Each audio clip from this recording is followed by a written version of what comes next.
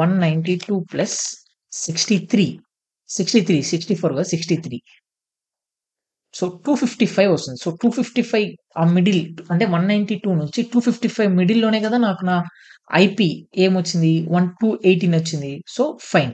ఇప్పుడు దీన్ని నేనేం చేస్తాను, మనం దీన్ని ఇంక్రీజ్ చేద్దాం రెప్లికాస్‌ని.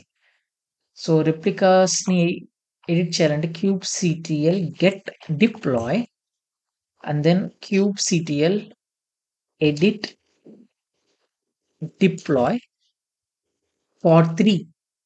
సో పార్ట్ 3లో నేనేం చేస్తాను, నా రెప్లికాస్ నేను ఇంక్రీజ్ చేస్తాను. సో ఒక 3కి ఇంక్రీజ్ చేద్దాం.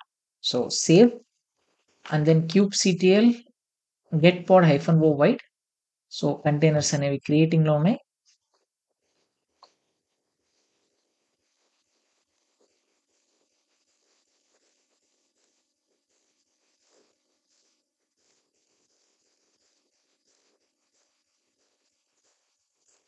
సో మనకి వర్కర్ 1లో ప్రాబ్లమ్ ఉందనుకుంటున్నాను ఫ్రెండ్స్.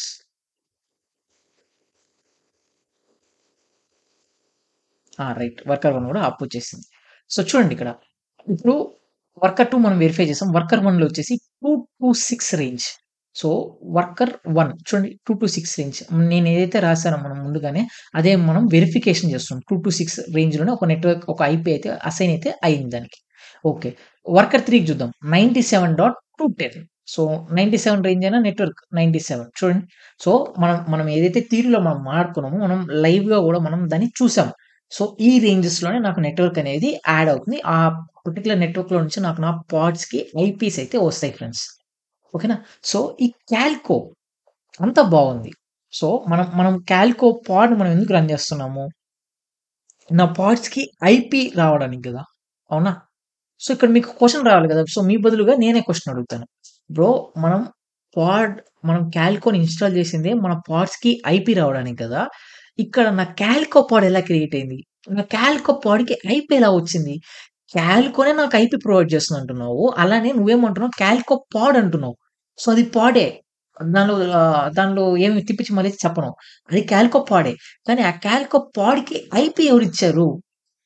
ఒకవేళ ఆ కాల్కో పాడ్‌కి ఐపీ ఎవరైతే ఇచ్చారో, ఒకవేళ అది నాకు తెలిస్తే, నేను డైరెక్ట్‌గా కాల్కోని యూసేజ్ చేయను గదా!